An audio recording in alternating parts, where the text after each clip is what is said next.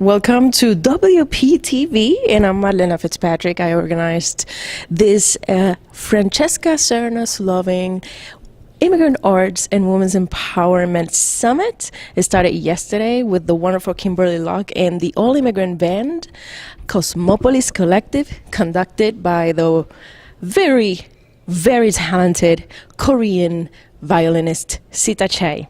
And today we're talking about immigration policies. We're also talking about diversity. We're having a creative writing workshop.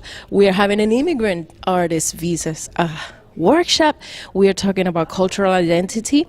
And we're talking about American culture, because we are all Americans, but we also all are immigrants. We all need to stand in solidarity. And I'm happy to announce that this is the second summit. And I'm happy to announce that we had a wonderful, great panel of union members, labor workers, cultural workers that are standing in solidarity with all immigrant artists in the United States of America. Thank you. Good. 2 and 1. Great. I got it. This one? Yep.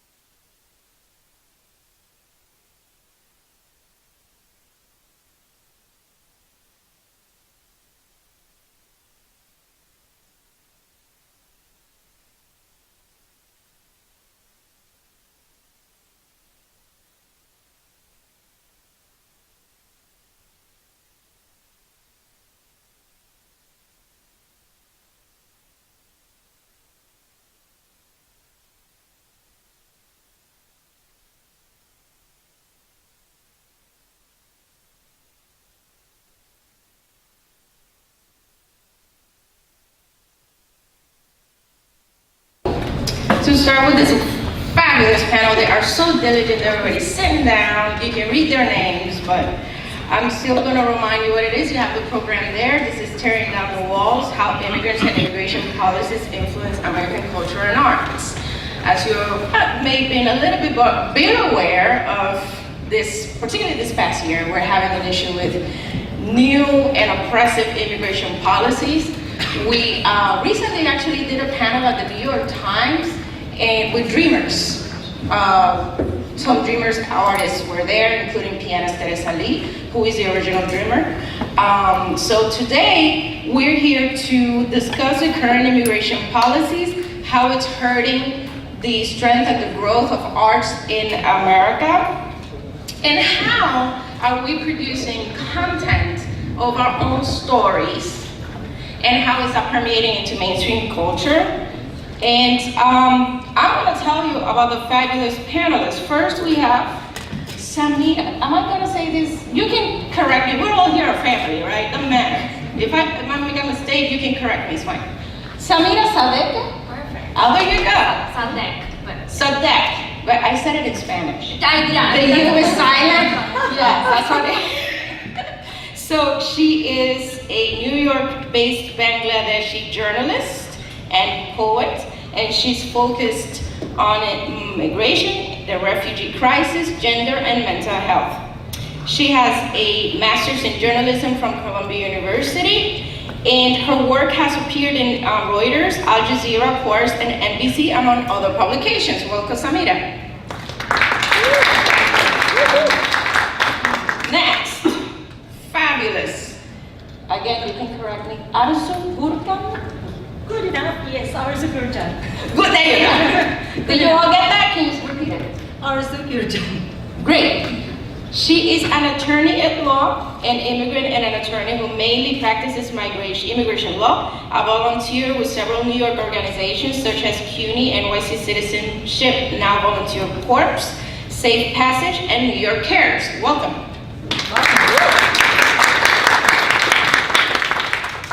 Next, we have the fabulous Aileen Reyes Arias, a member of the coalition. Yes. And she is the Director of Intergovernmental Affairs, Mayor's Office of Immigrant Affairs. With over 10 years of experience in political organizing, community and government outreach, Reyes Arias is responsible for developing and helping to execute proactive and sustained intergovernmental strategies at the city, state, and federal level related to immigration policies at the Mayor's Office of Immigrant Affairs. Thank you. Next up, we have Abraham Rebollo. You can tell that the Spanish names I'm using right. So we call him Abe, and he is fabulously channeling Frida Kahlo today. There you go. Was born and raised in a small town, East Texas, by two immigrants from Mexico City. He is a rising junior at Harvard University, concentrating in theater, dance, and media, involving himself in various productions on campus, acting, singing, designing props and costumes, directing, and serving on the board of the Harvard, Radcliffe, Gilbert, and Sullivan Players. There you go. And he's like only 18 years old. Like, God knows when he's 25 what's gonna happen. And last but certainly not least, we are all starstruck to have Daniel, did I say that right? Khan, who is currently playing Fiddler of the Roof. How do you pronounce the character? There you go.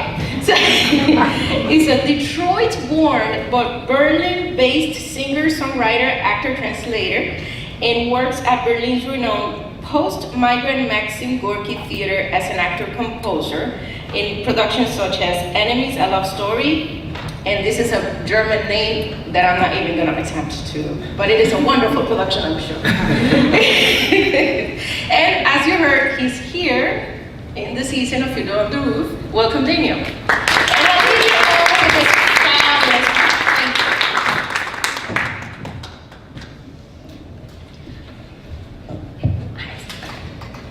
Hi everyone, it's great to be here, especially with such an amazing set of panelists who are here from very different backgrounds. So we're just going to start with, maybe we can start from this side with everyone just sharing a bit of what kind of work they're doing in the space of immigrant artists and sort of the intersection of immigrant communities and the art space. So Abe, would you like to get started with that? Sure. So in addition to being on the board of the Gilbert and Sullivan Players, I'm also vice president of Teatro, which is the Latinx theater organization on our campus. So we do our best to bring in various different immigrant artists and Latinx artists specifically, and attempt to make them more prominent on our campus, and give Latinx students, Latinx actors, a chance to shine on the stage where they otherwise might not get a chance with other roles that are seen as typically white. Yeah, and in addition to that, in my personal work, I like to center immigrant rights. I recently produced a piece for a class that was a adaptation of the final scene in the trial to be about an immigrant rights activist being persecuted by the state. So that's kind of the type of work that I do. Hi, my name is Lili. I'm the Director of Intergovernmental Affairs at the Mayor's Office of Immigrant Affairs. As you can tell by the title, we do a lot of work with immigrants, in particular in terms of fighting back and pushing back and advocating for comprehensive immigration reform on all levels of government. This past year, 2 years I should say, it's been a bit tough with the current administration, so we're doing everything in our power to fight back, to protect immigrants that are living in New York, to make sure that immigrant New Yorkers understand what their rights are as New Yorkers living here in the city, what programs and services they can access, and that they know that they have access to really great programming, including access to justice.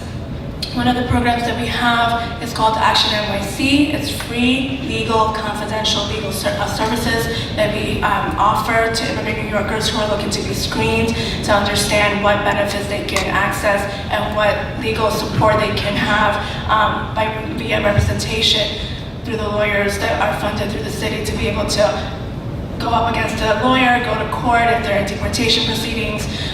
We have a number of other programs, including our citizenship program that's located in 5 libraries across the boroughs.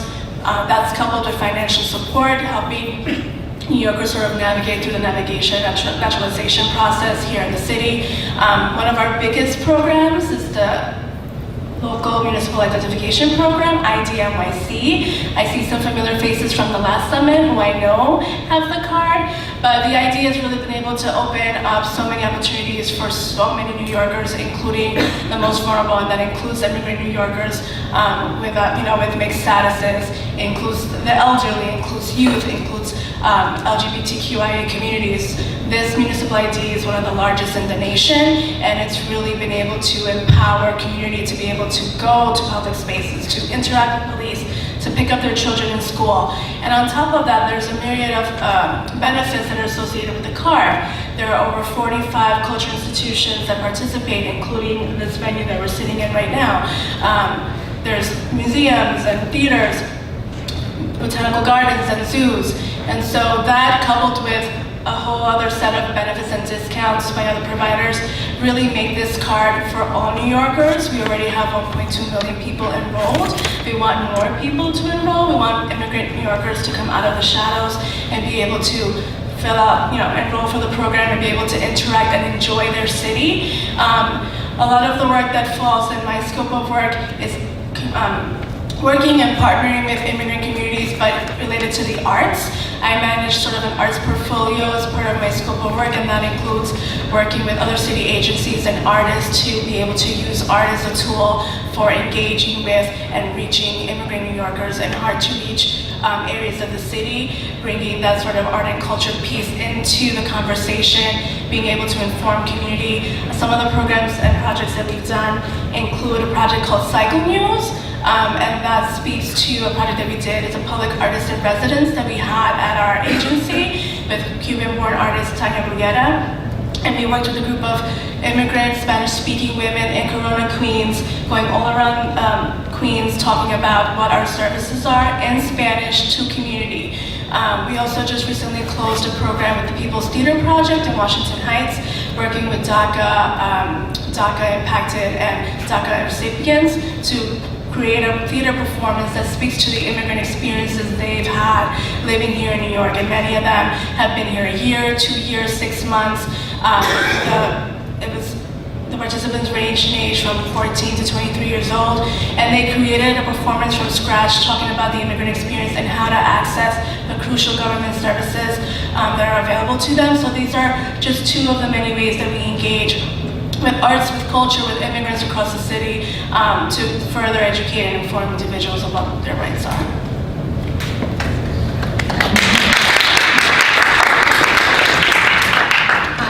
I do not have a long list forward. I'm an attorney. I'm an immigrant. I've been an immigrant most of my life. You can hear me, right? No. Okay. Okay, I've been an immigrant for most of my life. I'm a solo practitioner. I believe in activism. I believe in advocating, especially more than ever in the last, since actually, specifically since January 2017. I believe in activism, advocating, and that's why I've been volunteering with lots of organizations, especially Safe Passage. I represented a special immigrant child, an accompanied child from Obama administration. That is right. Since then, I've been volunteering with other organizations such as CUNY Citizenship Now. We need more citizens. I believe that we need more citizens so they can vote in the 2020. So we can change something in our communities, in the immigrant communities, and especially, of course, with the art scene in New York. Hopefully, we will be helping more. What else? Basically, that's it. I do not do speeches, so bear with me.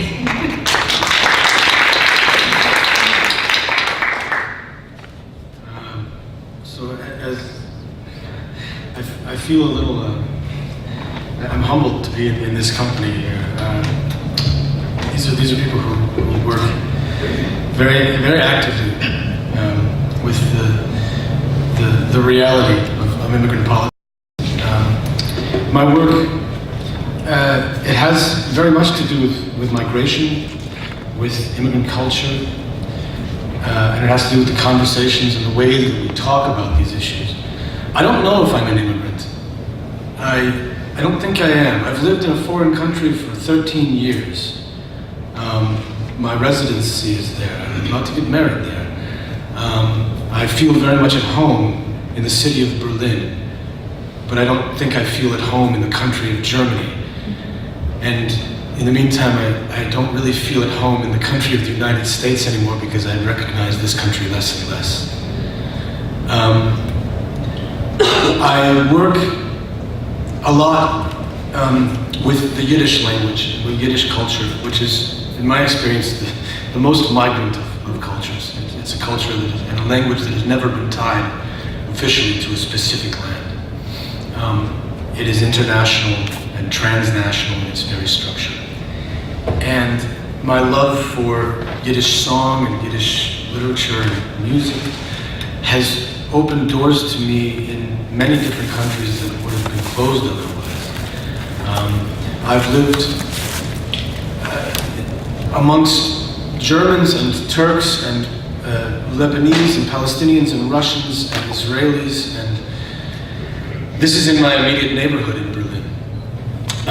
And for me, understanding Berlin is also a way of understanding Yiddishkeit in a strange way.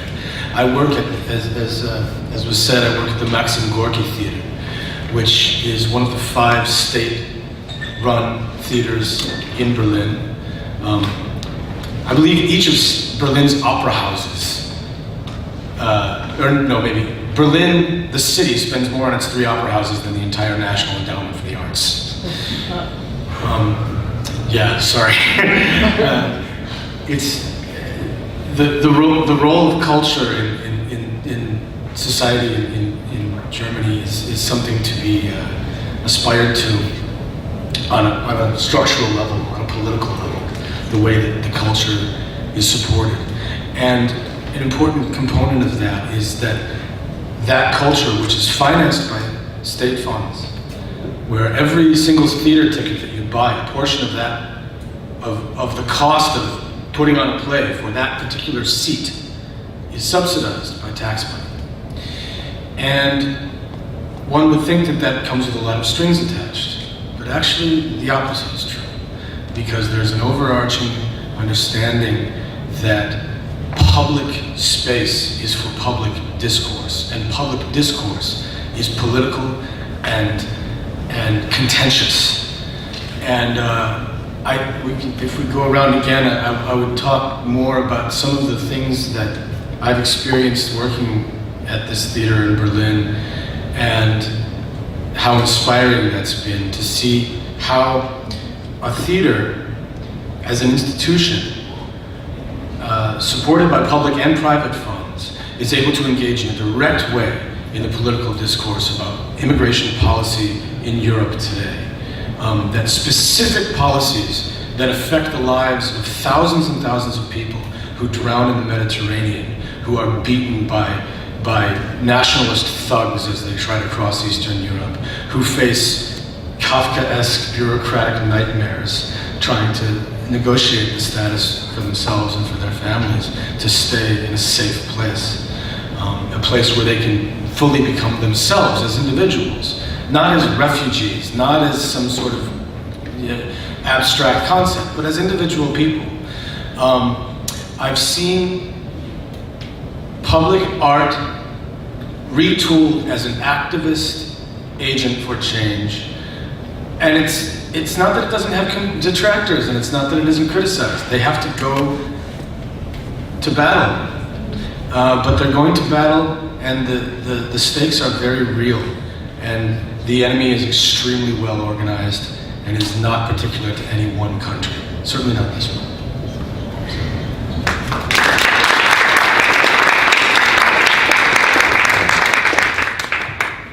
Thank you for sharing. I think the running theme from all our speakers is that is the role that art plays in breaking boundaries, whether it's linguistic boundaries, physical boundaries. And I think to start off, I'd just like to hear a bit about, from your experiences,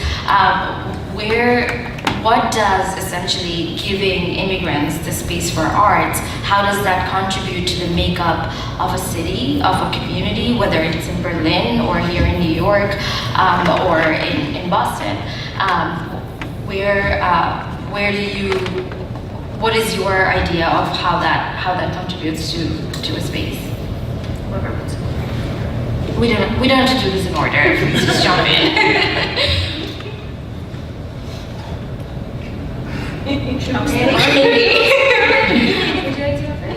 Oh, why not? Okay. First of all, I see a great value that the immigrant artists are bringing to our communities, not to just the art scene but I'm talking about the United States in general. They are bringing the diversity that we need. They are bringing the cultural differences that we need. And I think the art is the most important, most beautiful form of the freedom of expression. So this is very, very important.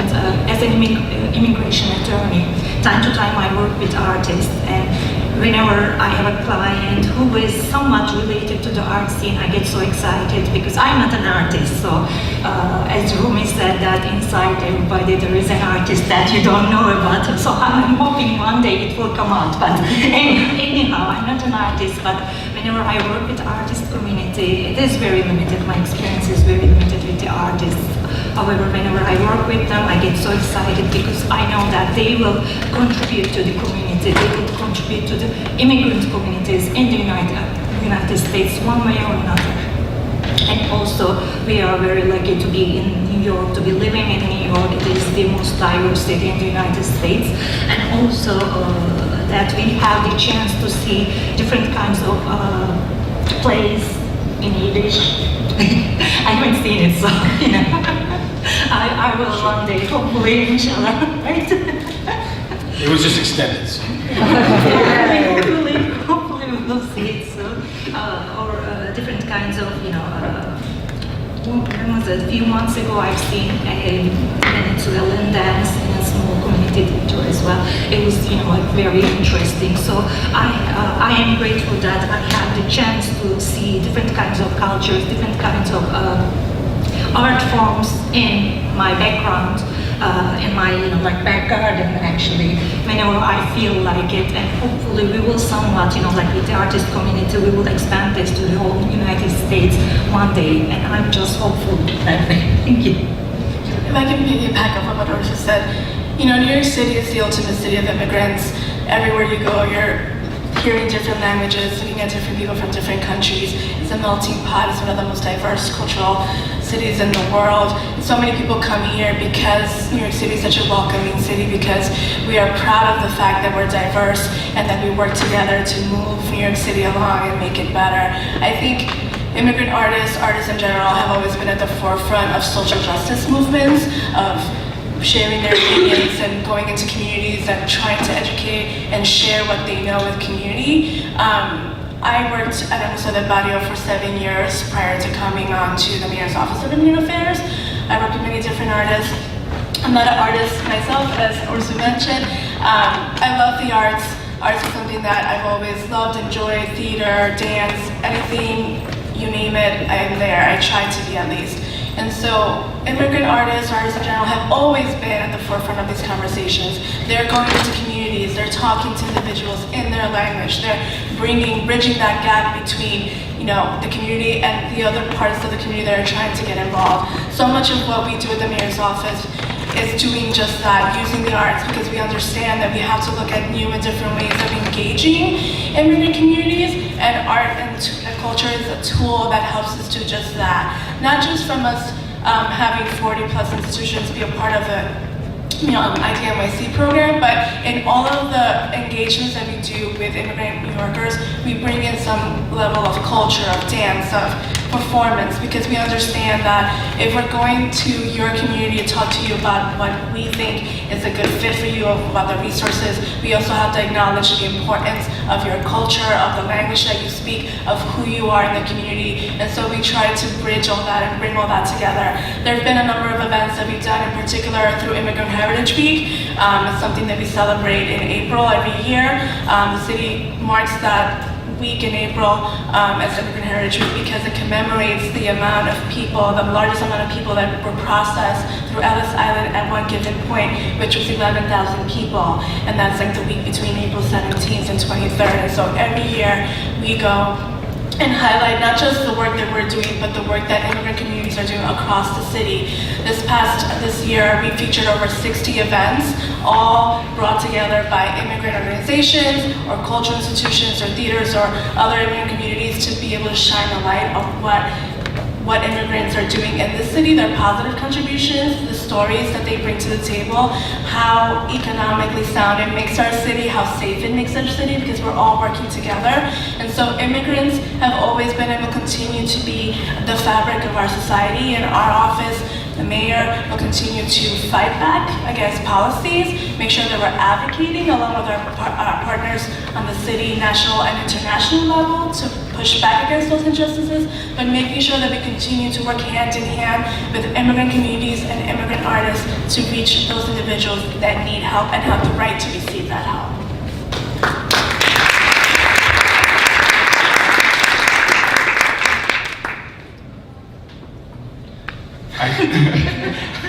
I think one of the most important parts of the immigrant culture, or the additions that immigrants make to our culture, is an activist and a revolutionary nature. A lot of immigrants are from countries where there's a lot of political turmoil, like Venezuela or Russia, and they bring their stories, and these stories help to highlight things that are going on in our own country, and to serve as warnings for us. I remember recently, a year ago, one of my professors did a piece at the Immigrant Arts Center, Distant Star, and it was about the political turmoil in Venezuela and about how all these artists were being persecuted, and it was a very powerful piece, and I feel like that is one of the more important parts of the culture that we bring. It's to help us to look within ourselves and avoid those same types of crimes against humanity that have gone throughout history and still are continuing even in this day.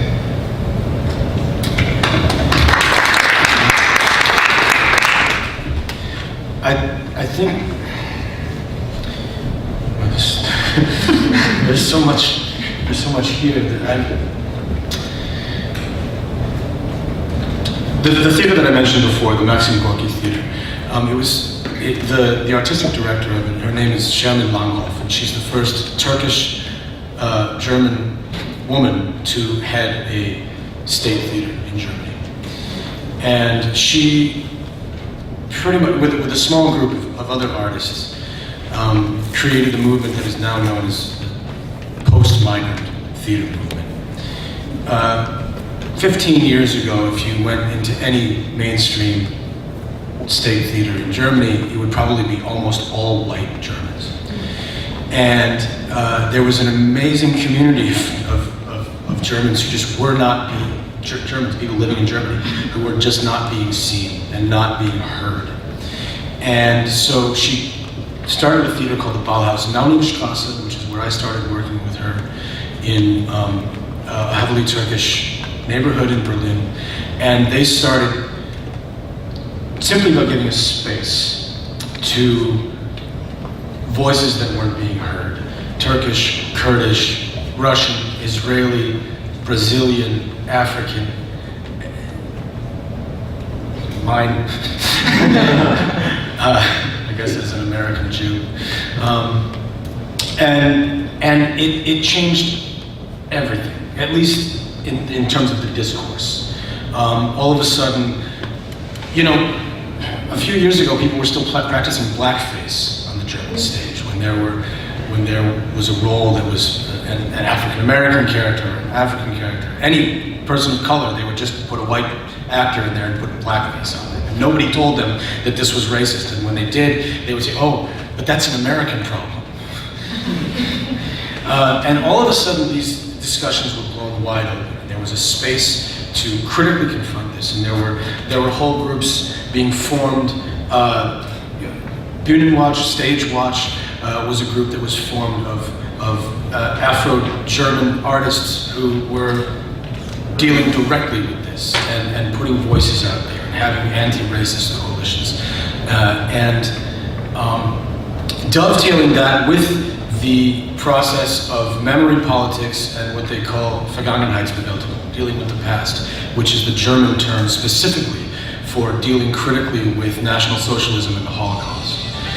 And all of these conversations were happening at once, and they were happening in a shared space. And when Sherman was given the directorship of the Gorky Theater, which is a major, large space, it just grew up into macro size. And there, it was post-migrant. And they now avoid the term post-migrant because they don't want to be stuck in that drawer. But they have the most diverse ensemble of any German theater.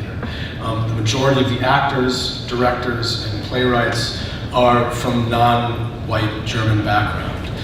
They come from all over the world. And they've created a space where it's become a safe haven for exiled Turkish dissidents. It's become a safe haven for a public reckoning with the Armenian genocide. Not only with Armenian artists, but with Turkish artists who are facing this and making a very public reckoning with that history. It's a space to explore Kurdish liberation. It's a space to explore the rights and the voices of Roma and Sinti artists who are more often spoken for and about than given a space to speak themselves. And what I've found being there and bringing a Yiddish and Jewish Eastern European cultural perspective into this conversation is that we talk a lot about hearing people's voices and plurality of representation and diversity as its own reward. And these are all true, that's true. But there isn't always a discussion of what's being said. It's important that people have a voice and that they be able to speak and that they be on the stage and on the screen. But what's amazing that I've found at the Gorky is that the more people are offered a space to express themselves and their particular cultural experiences as women, as queer artists, as immigrants, as the children of immigrants, the more we've been able to find universal visions and unifying messages and a politics of universality, which it's easy to talk about, you know, from one perspective. So, oh yeah, well, we're all brothers and sisters. But when it can go through a process of pluralism and diversity, and then you find that there are unifying universal visions that can be expressed collectively and pluralistically at the same time, it's incredibly inspiring. And that's when the real political work gets done as artists. And through that, the Gorky has been able, on the one hand, to do productions of Shakespeare and Chekhov and Goethe and Isaac Bashevis Singer, with actors from all over the world, from all cultural backgrounds, in several different languages with supertitles. And on the other hand, they can do direct political work and also call it art. And the Gorky has also been associated with a group called the Center for Political Beauty. And they've done direct political actions that are critical of the government's immigration policies, and supportive of their positive policies, of which there are actually some there. I remember standing on the steps of the Gorky. They were about to send a group of buses to the Bulgarian border to physically tear down the fence wall that was being built there to keep migrants out. This is called tearing down walls. Berlin is, by the way, of course, a city that knows something about that. And a group of activists was sent from the Gorky in buses to go down there and physically attack this wall. They didn't tear down the wall, but it was an important action. And I remember standing on the steps there before they were going to drive off, and I sang 2 Yiddish songs. I sang one song that I had written in Yiddish about another wall, which is in Israel and Palestine, and I sang a song that referenced the Berlin Wall. I sang 3. And I sang a song that was written in the 1880s by Yiddish anarchist poet David Edelstadt, a song called In Kampf, where it says, "Wir werden gehasst und getrieben, wir werden gejagt und verfolgt, und als nur der Fall, weil wir lieben das arme schmachtende Volk. We hated and hunted and driven, turned out and chased from your doors, and only because we have given our love to the weak and the poor." And I sang this song, and afterwards, this young man came up to me, and he said, "That's beautiful that you're singing these old Yiddish songs. It's like you're putting new breath in those old forgotten dreams that we need so much." That's what he said to me. And this was a young man who had arrived in Germany not so long before then, riding on the bottom side of a truck through Bulgaria and Hungary and Turkey. And he almost lost his life several times getting there. And he understood this Yiddish song better than anyone I'd ever met. And it was because of all of these other people who were doing all that work, and every euro that was spent to pay for this theater, all of those forces conspired for me to this one moment where I made this connection with this guy. And yeah, I don't know. I think I've talked about it. Thank you for sharing. I mean, I think art at the core very much is about expression and about exposing, while a lot of immigrant identities are often kept under threat, and so that it becomes sort of a conflict. So, I mean, I think we have time for one last question, and I'd love to hear from you about how you, as artists yourself, or as people who are navigating the art space, how do you navigate that particular really thin line where the story needs to be told, but the identity also has to be protected because it can often come under threat. I'd love to hear from you about that. Oh, do we not have time? I think that we should open it to questions? Or we will open it to questions. we have someone at the back. My name is Valletta, and I'm from Syria.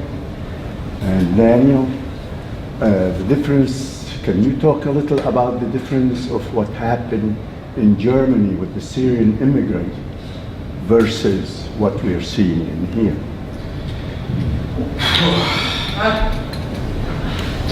Well, how many? What is the absolute number of Syrians who have been allowed in as refugees to the United States at this point? Less than 50,000. Yeah. Germany had 1 million people. No, there isn't a zero tolerance policy, but there is a movement to establish one. I count myself lucky, just on a personal level, for every Syrian who has come to Germany, because I've met some of the most amazing people, and they have inspired so many thousands of people with their work since they've come to Germany. As you may know, there was a brief period where Angela Merkel pretty much opened the borders for people who were able to get there, which already was a major cutoff. But over 1 million, I don't quote me on that, but a hell of a lot more than in this country got to Germany. And I can tell you it has made a difference in the life of Germany. I often say people are talked about as water. We talk about a wave of migrants or a flood of refugees. We use these collective water metaphors, and I think this is it's a dangerous, it's a semantic problem. Adverse implication. Yes. Well, because people are not water. Every single individual is a container. Everyone who has come, whether to here or Canada or Germany or they carry whole worlds with them. And that's the same thing that you see in Fiddler on the Roof. You see a whole world that doesn't exist anymore that had to be carried on the backs of people. And that world that they deliver to their new life will change the country that they come to in ways that no one can predict, and it can only be a positive thing. The Gorky Theater established in the last couple of years a second ensemble. They have a main ensemble. They have a second ensemble, which I recommended they call the Exil Ensemble, not to have the word Flüchtling or refugee in it, because as Hannah Arendt said, the first thing of a refugee will tell you is that they don't want to be known as a refugee. And it's called the Exile Ensemble. And they too are performing Shakespeare and Harms and Kafka and Heiner Müller, and they're writing their own plays, and they're learning German, and they're learning English at the same time, and they're having babies with German citizens who were born in Azerbaijan who speak Russian and Hebrew and Arabic, and amazing human things are happening from the presence of every single one of the people who came not as a migration crisis, who did not create a crisis by the fact of their migration. They were leaving a crisis, and their migration is a miracle. So that's what I would say. I would say that it has been nothing but positive from my experience, and the policy of this government in general, but in specific to Syrian refugees, is an obscenity.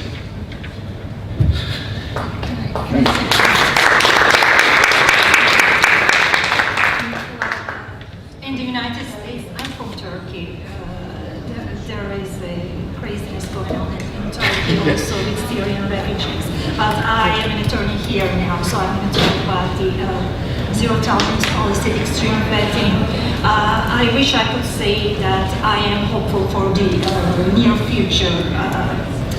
I don't know if you know the joke. The pessimist says that it cannot get any worse than it already is. But as an optimist, I say, yes, it can, unfortunately. So, extreme vetting, long processing times, unfortunately. I have about 200 people of my family in Turkey and about 40 in Germany. I'm originally from Aleppo, Syria, which is one of the oldest cities in the world that was really almost destroyed with all these, wars. Now, each one of you said that, oh, I'm not an artist, I'm not, maybe you're not a visual artist, but you're trying to do something.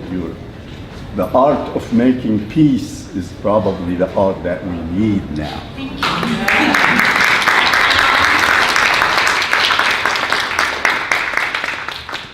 And on that very profound note, we have to bring an end to the panel. Thank you so much for sharing.